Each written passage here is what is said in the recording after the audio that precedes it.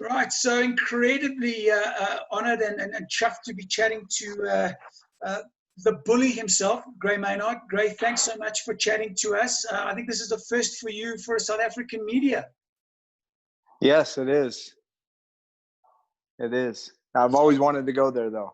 Well, hopefully we'll see you soon on our shores and we get to chat face to face. 100%. Let's do it. So for a lot of the guys going to be watching this, Gray Maynard, a.k.a. the Bully, fantastic collegiate wrestling record, got into the UFC. I mean, who's going to ever forget Ultimate Fighter, the finale, when you were in the cage with Rob Emerson, and what was that?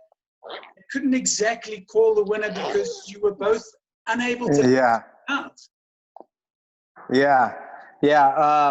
You know, there's a funny story that goes behind that. Joe Stevenson, he was helping me out on my last week. And there was a lot of drills where I had to pick up a bag, like a punching bag, and slam it. And so, like, I remember doing that over and over again and picturing that, like, in my head. And the fight is, I'm gonna slam it. Because usually in amateur wrestling, you don't slam a person down. You know, you take them down.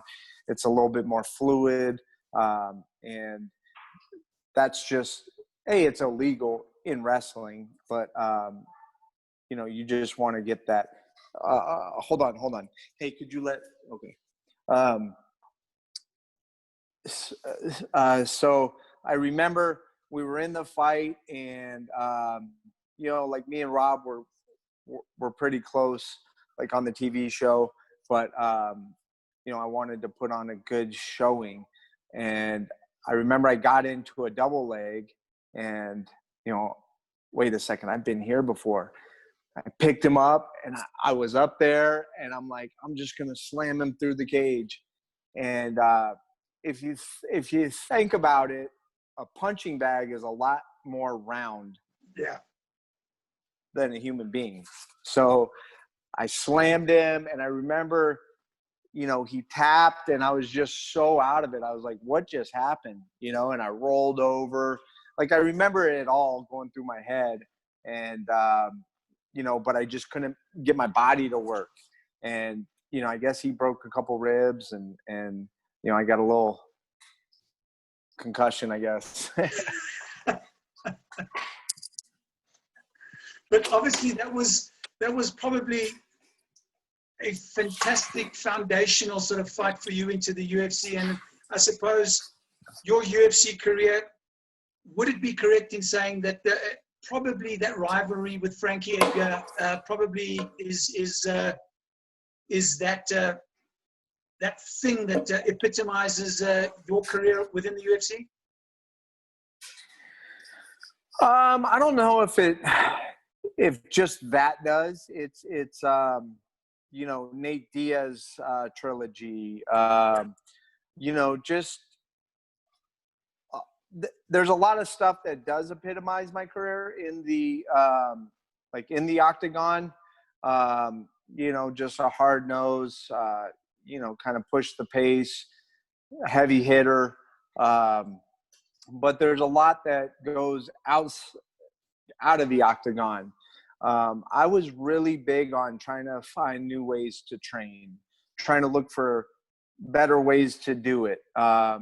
You know, and a lot of stuff I was doing in 08, 09 is they're now doing it at the, you know, like in a lot of gyms that, you know, is new to them. But, you know, I was constantly hiring endurance coaches, strength and conditioning coaches, boxing coaches, you know, to get new ways to train and to kind of streamline, you know, how we can get, you know, and I know it's bad. Yeah. Okay. That's fine. You know, I know it's bad that it sounds like this, but it's really true in business. It's true in anything. You know, you do the least you can to get the most you can. Yeah. Right? Especially with training. We put so much toll on our body. We put heavy sparring. we got to start cutting that back and start looking at our careers as like longevity wise, because by the time you get to where you're making a little bit of money, you want to extend that part of your career. Yeah, I mean, looking at your career, what, 2007 to 2018, I mean, that's 11-year career. Not a very long career, also not a very short career. So what you're saying is incredibly important, particularly for younger athletes that are looking to add a bit of longevity to their careers. Yeah. You know, and I'm still going. You know, I'm kind of playing around. We've had some personal stuff that we had to take care of. My wife was doing the master's degree, new baby. So, you know, there's a good chance I'm probably going to take another fight with another organization. Oh, wow. Great news. Yeah. Okay. So since that last fight in 2018, you've obviously still been training, keeping in shape. Now saying that you may be taking another fight. Wow, I'm absolutely going to be watching out for that. Appreciate it. The return of Gray Maynard. That's going to be fantastic. Yeah, it'll be fun. Gray, obviously, one of the big reasons I wanted to chat to you, obviously, outside of catching up with you and seeing what you've been doing and chat a little bit about your career and stuff is I've been watching the last couple of weeks what's been going on in the UFC. Saw a lot of your comments specifically about your career while you were in the UFC. Very quickly, your relationship or the relationship with the UFC and their athletes, how would you summarize that relationship?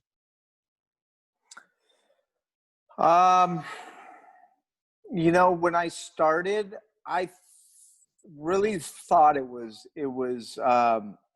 good, you know, and everybody was cordial, you know, the owners, you know, Dana White, he's always nice, whatever. But, you know, Joe Silva, he was always, you know, he was always angry, but,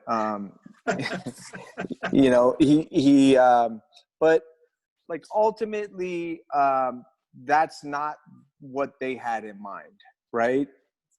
They were nice just because they could be, and everything was going their way, you know, and, you know, if people stood up for themselves, like I watched Randy Couture go through it. He stood up for, you know, us. He was trying to stand up for everybody, and they literally, you know, turned him into an enemy.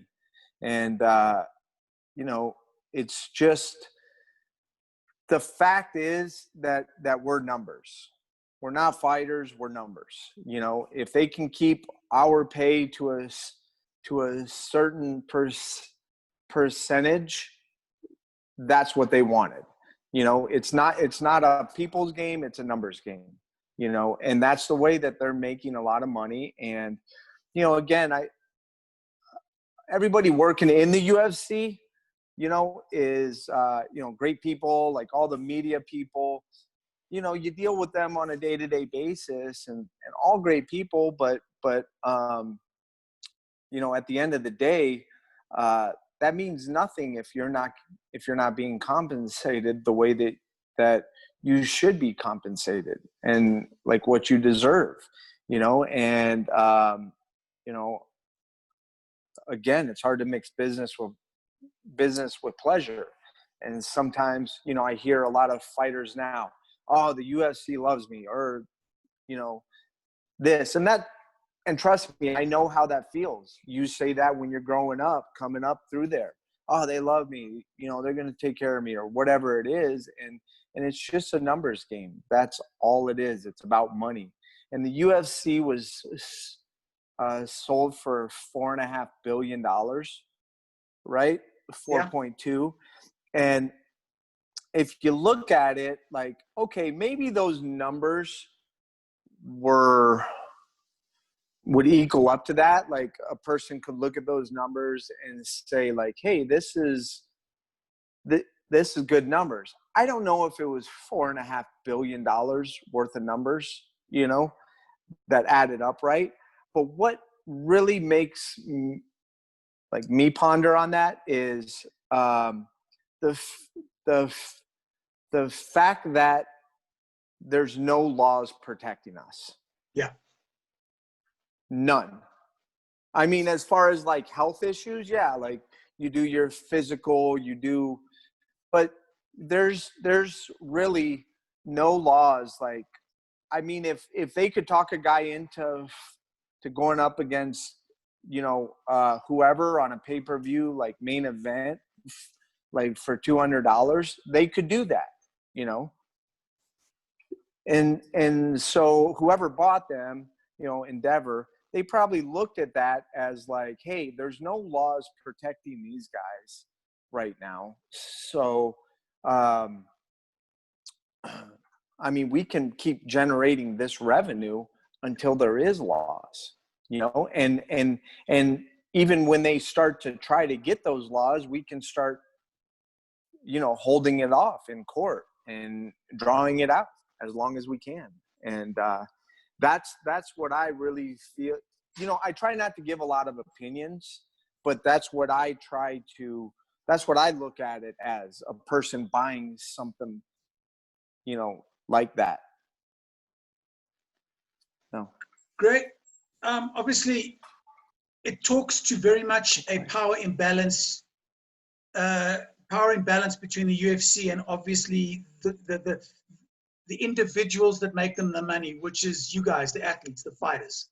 And just looking over the last number of years, you've got a situation where you've got, you know, the Mark Hunt issue with Brock Lesnar. What was it, back in UFC 200? You know, the doping, testing positive. Yeah. And their whole sort of commitment to taking money away from athletes that are caught doping, and yet Brock Lesnar he walked away with all of it. The likes of Eddie Alvarez, Sage Northcutt leaving. We can also talk about the other champions that have left. And a lot of that, I'm sensing money's got to do with it, and the attitude towards you guys, the money makers, a big role to play. Yeah, you know, in the Mark Hunt issue, like that's classic UFC, you know, like, hey, we don't deal with this. This is the commission. We don't have to deal with this. And to be honest, we made our money. We're just moving on. Like, and that goes to show what type of commitment that they have to us as fighters, you know, and you look at the revenue split, you know, I mean, there's years where it was like, now don't quote me on this, but like it was in between 12 and 20%, you know, and that's you know, that's a lot of money going to them and not going to us. Yeah.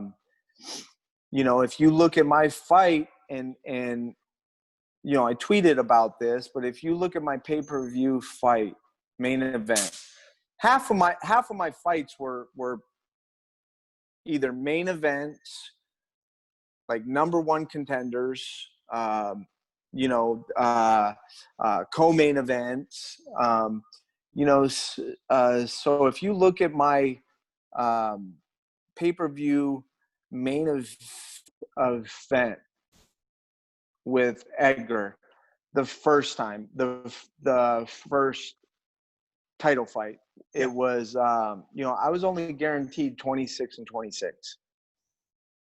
That means if I lost, I was walking away with 26 grand. Now, we all knew that there was bonuses afterwards, right? Locker room, you know, bonuses. And, you know, I just had to put you can't ever tell what you're going to get, right? It was always, it's kind of like a waiter's, you know, going to a table to serve a table. I wonder how much they're going to tip me. I wonder, you know, what I'm going to do, you know, or even a fucking stripper. Excuse my language, but like, yeah. I mean, like, we're working off tips, and, you know, these bonuses, you know, I could never, try to count on that, right? A lot of times I would take my bonuses, whatever bonus,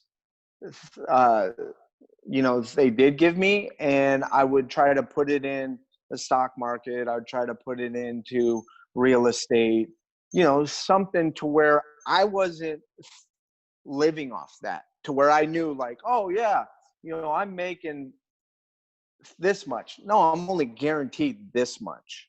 And that was 26 grand is what I was guaranteed. Now we put on a great fight. It turned out to be fight of the year. And if people know the UFC, knows that Dana takes you in the back room, takes all the guys in the back room after you make weight, and he gives them a speech. He says, I don't care if you win or you lose. You just got to go out there and you got to put on great fights and and that was just that's his speech every time. And so I put on a great fight. We did that. And, after the fight, I did get a bonus. It was $100,000 check. We had a draw. He paid both of us our win money too. But if you look at it, I got the bonus check, which was $100 grand. Yeah. 26 and 26, which equals to be 52. Yeah. 152. And then I got the fight of that was the fight of the night as well. Yeah. So it was like 202 grand, right? Yep. Not bad, but that's not guaranteed every fight, right? You're not going to do that. Like, so great. Great. I just want to jump in there. You're talking, yeah. I saw your tweet, when you were talking about the only guarantees that you have, or you had then, was walking out for 26 grand. But just to give the guys that are going to be watching this a sense. I mean, you're walking into the cage. You're fighting. It's a title fight. It's a number one contender fight. It's right up there, the top of the card. You're a draw card for this particular fight night. Your guarantee is 26 grand. You've gone through a camp. You've got a whole bunch of other bills to pay. After you win, irrespective whether you win or lose, the only guarantee you've got is 26 grand. As a fighter, well, what are you essentially taking? If you did win. Sorry? Okay. Yeah, if you do win, you get more, right? Yeah. It's win and show money. Yeah. Okay. Yeah, sure. But if I did lose, and I only had, but you have to, taxes, right? That's 15% at least off the top of it, right? You're going to pay taxes. You have to pay taxes. There's two things that are for sure in this world: death and taxes. Yeah, we know that. You take that money off. I would always put 20% in a different account that I would kind of forget about right off the bat. 20%. Yeah. Just to make this easy, let's talk about 100 grand. Like, I'm making 100 grand, right? Yeah.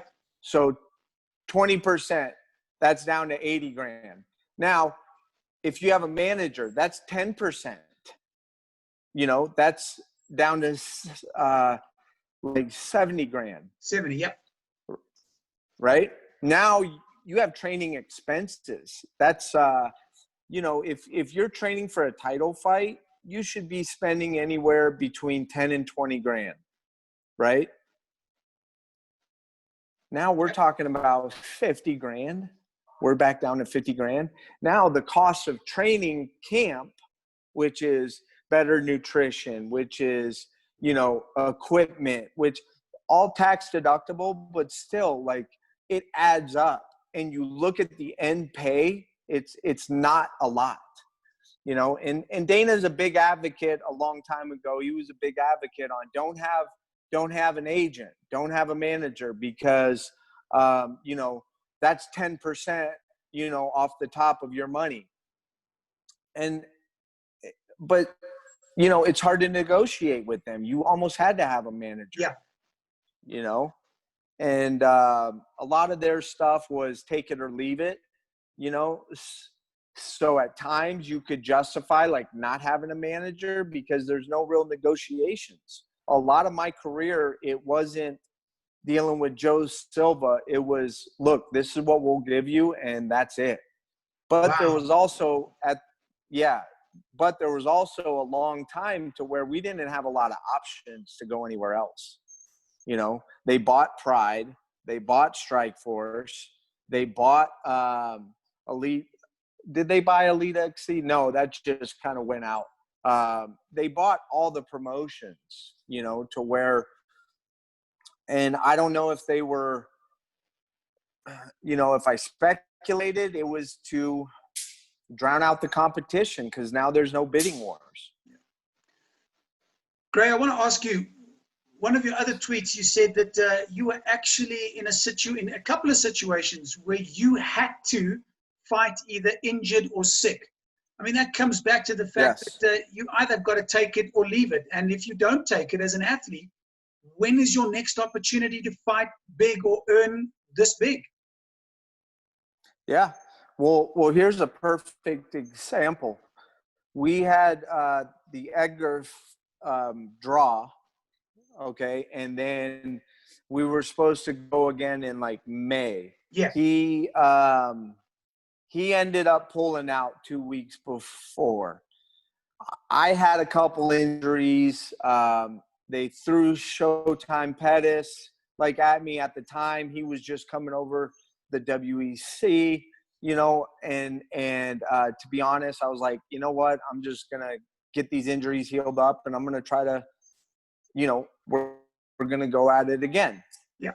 And then they ended up rescheduling it. Like I got elbow surgery, and then they rescheduled it. It was like October or September, I forgot. And then that whole camp went through. About 2.5 weeks before, I completely threw my back out. I couldn't, or it was about a month before, I completely threw my back out. Couldn't walk, couldn't tie my shoes, you know, couldn't do anything. But I also knew if I pulled out of this fight, you know, when am I going to get the next title fight again? Yeah. Because they were dying to get Anthony Pettis in there. Joe Silva, after my draw, we renegotiated, you know, and he told my manager at the time, he's like, I don't think Gray should get the title shot again. You know, Anthony, he should get it. That was already on my mind. So this was about a month before the fight. Completely threw out my back, was in bed for a week, couldn't even walk. Told the UFC, they actually paid to get me to go into the hospital or to go into like, you know, a pain center and get like an epidural or a nerve block, you know, type deal. Wow. And yeah, I mean, so they didn't tell me to do that. I just was like, you know, I knew that I had to get this title shot again, you know. And, you know, I had to make money. And,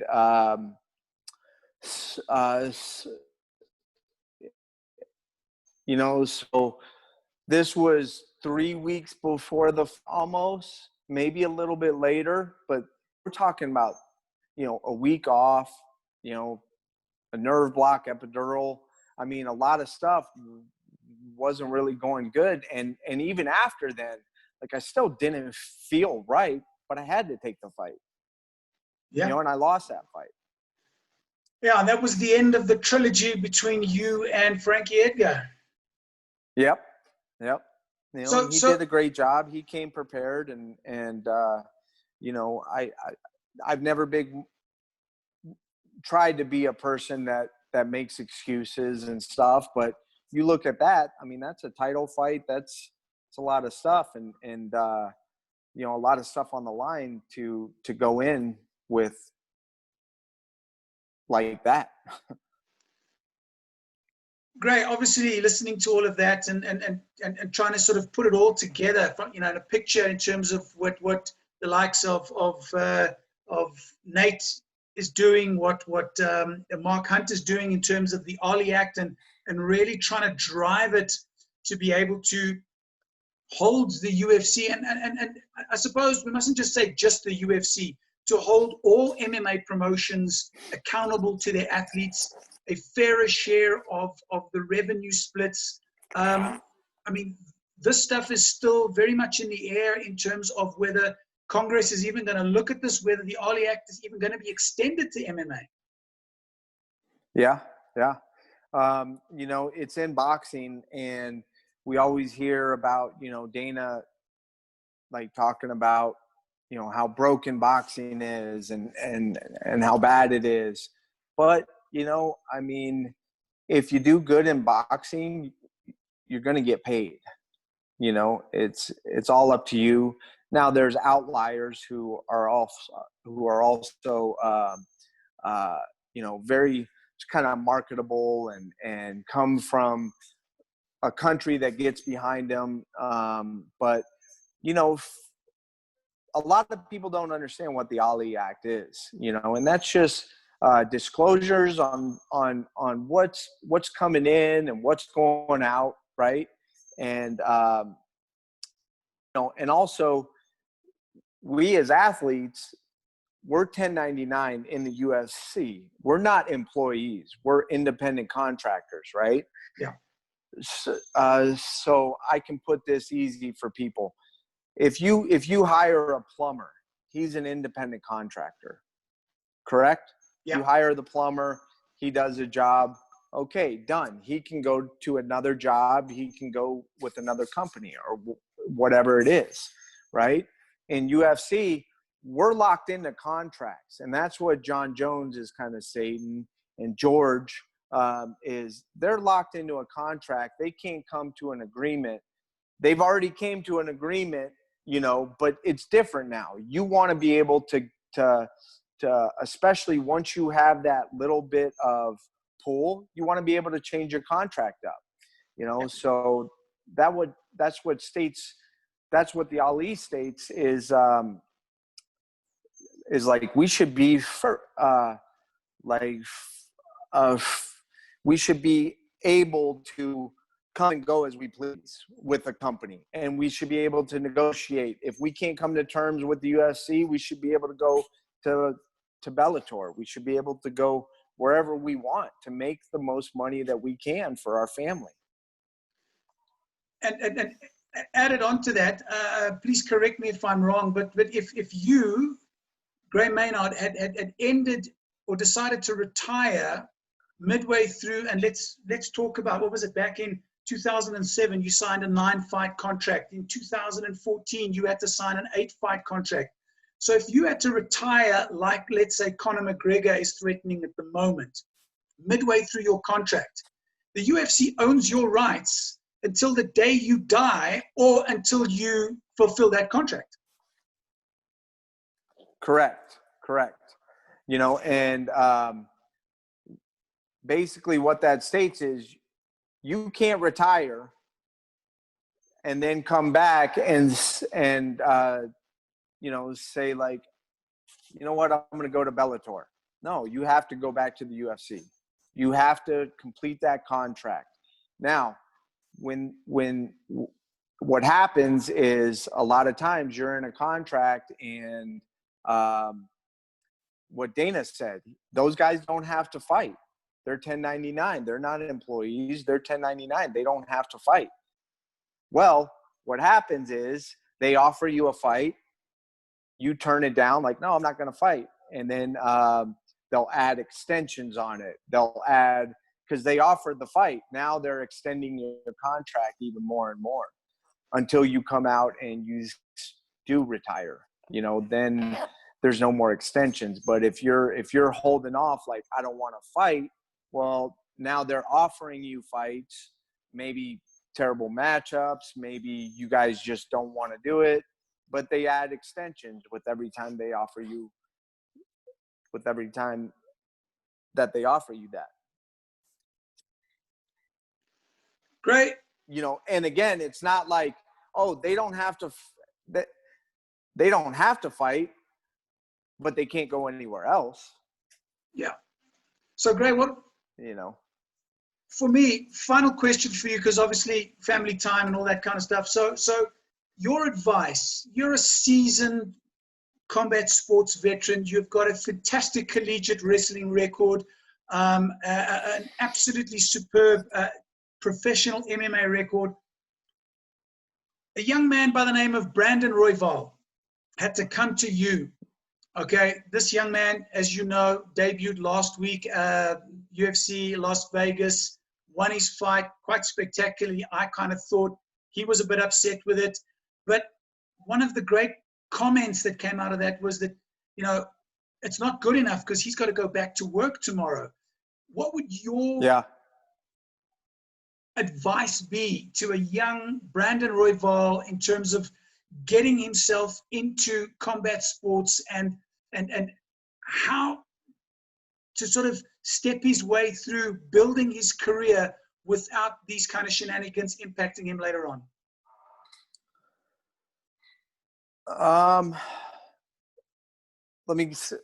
He's in a contract right now, correct? Yeah.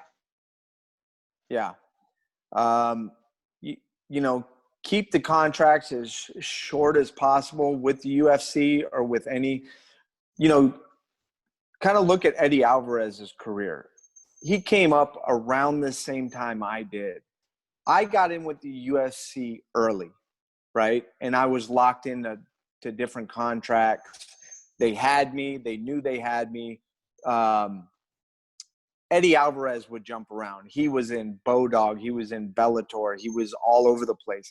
He never fought for show money and win money because he kept negotiating. He kept leaving. He kept moving around. And the UFC wanted him bad enough because they didn't have him. But the UFC, the people that they do have, they don't really care about. It's like we have them. We have him locked up. We're not worried about that. Let's get other people. We'll spend money on other people. You know, and it's not even like they're spending. They're just giving them more than what we get. You know, so if I talk to that young man, it's just keep the contracts as short as possible. Get through your contracts. Do the best as possible as you can do in your contract, and wait till it goes up, and then go get offers off Bellator, off One Championship. You know, don't feel like UFC is the only way to go. That's the best place. And because at the end of the day, you're going to be looking at your bank account, you know, because a lot of hard work goes into being the best you can. And trust me, belts are nice. You know, the kind of the notoriety, it's nice too. But at the end of the day, you can be known all over the world, but if you don't have money, people are still asking for bills, right? Yeah, 100%. They're still asking for like your notoriety can't buy, you know, a cup of coffee at McDonald's, right? Yeah.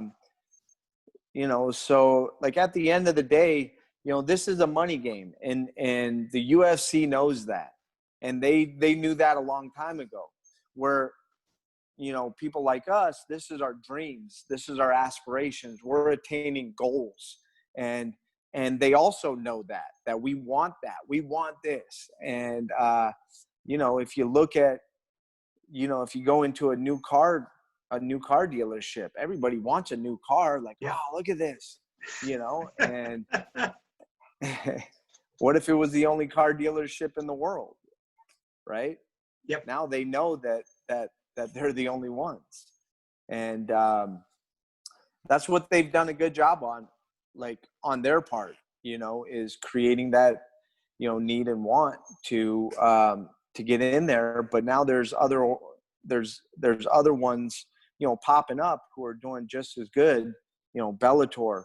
Ryan Bader was making, I think in the UFC, he was making about 120 and 120 win show money. And then he went over to Bellator and he got a flat payment, you know, for every fight, pretty close to $500,000 each fight. Wow. And then he did a great job. He performed. He beat good people. He won a belt. He won 2 belts. And now he's up probably closer to $1 million. Well, guaranteed. You're walking to the cage. You know how much you're going to make. You're not going to the cage stressing about like, man, okay, well, you know, if I win, I'm going to get this, or if they bonus me, you know. And that's, people don't understand, like if you're going around and if you're a car dealer, right? Okay, well, you know, I got to sell this and this to make this money. With us going to a cage where we don't know like what's going to happen, we train and we prepare, but still it's fighting. You can't guarantee wins, especially against really good guys. You know, in your head you like to, but still it's a crazy game. You can get caught many different ways. And you know, with all the bonuses and the backroom checks and all that stuff, you can't count on that. You don't know if they're having a good day or a bad day. It's up to them, you know, how much they're going to bonus you out, you know. And obviously all the stuff that they're paying isn't, you know, hasn't been equaled up to more than 20%. Yeah, I think those numbers are absolutely frightening, Gray. Just looking at those numbers, just unpacking what these guys are making on pay-per-view, what they're actually paying out. The numbers are very, very scary. I think it's time that there is a change, especially like you say, from a healthcare point of view, from a share of revenue point of view, because at the end of the day, your name along with someone else's name is getting people to buy tickets. It's not anything else. Yes. It's your name versus that name that is getting people to part with their hard-earned money. And that's the key to this game. And you know, and it is a part of the UFC too. The UFC's done a great job of building their brand and their legacy and their name, and they do deserve money, but they don't deserve 80%, 85% of it. That's not fair. That's not right. You know, and they definitely, you know, like when it comes to medical and you know, if you get hurt, now it's if you get hurt training, nothing else. You know, here's a little story. Like one of my buddies, he's in the UFC. He was on a prelim card, and a kid that he wrestled in college, he came down here to work with me, and he wanted to fight. He was all gung-ho. He was like, you know, I want to do MMA. I want to be a UFC champion. Went through the whole camp. We went through the training camp. He was 100%. He loved it. You know, he was training at the UFC PI. He was doing the whole training camp with all of us. And then, you know, he actually came out to the, you know, to the competition. The guy fought, you know, and it was a tough scrap. And then he got paid afterwards, and it was like $8,000, right? You know, and my buddy, he went to college, you know, he started adding up all this stuff. Like, dude, I mean, he lost money on that fight. And I said, yeah, Billy, yeah, he did lose money on that fight.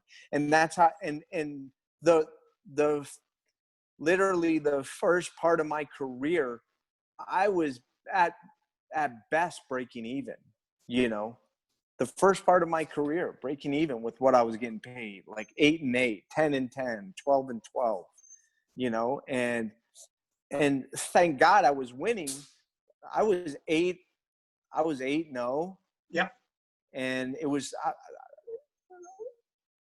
like I was still at 20. They barely moved me up to 26 and 26 before the title fight.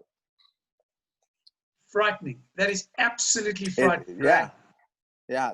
There's a lot of people paying to fight. It's costing them money. Well, Gray Maynard, thank you so much for your time. I really, really appreciate it. Definitely look forward to chatting to you again, and most certainly looking forward to that announcement as to your next fight. Appreciate that. You have a great day. You too. All right. Bye-bye. Goodbye.